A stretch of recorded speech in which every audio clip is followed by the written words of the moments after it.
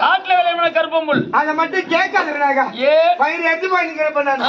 எங்க ஊர்ல எங்க வீட்டுல கடவுளை வாங்கி ஒரு 2 ஏக்கர் கரும்பு போட்டேன்.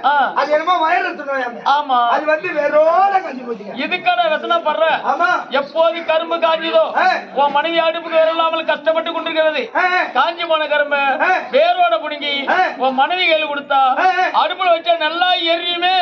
ஆமா, யூரியா மூட்டி காய்ச்சி கொடுத்தவரு கல்ல கல்லன்னு எரியுண்டா. இப்ப கலகல்ல உனக்கு எடுத்துரும். எந்த லோனி ஆடாத லோன் போட்டு கிடக்குறேன். அப்ப கையில காசு இல்லையா? ஐயா, கையில காசு இல்ல ஐயா. எங்கேயாவது கடன் வாங்கியாவது பண்ணிடாடி. நான் வாங்கின கடனை திருப்பி கொடுத்தாதான் எனக்கு மறுபடியும் கடன் கொடுப்பாங்க. ஐயா, அப்ப படைக்க மாட்டியா? ஐயா ஐயா, கையில காசு இல்ல, வச்சு படிக்க இஷ்டம் இல்ல. பணம் இருந்தா ஒரு 10 ரூபா கொடுங்க, காலைல 10 நிமிஷம் அப்படி போட்டு கொடுத்துறேன். சாமி என்று பாராமல் என்னைய நீ கடங்கேட்டவரியா விடுகிற வரியல் தான் அகட விகட பபனா பிராசாபம் அப்படியே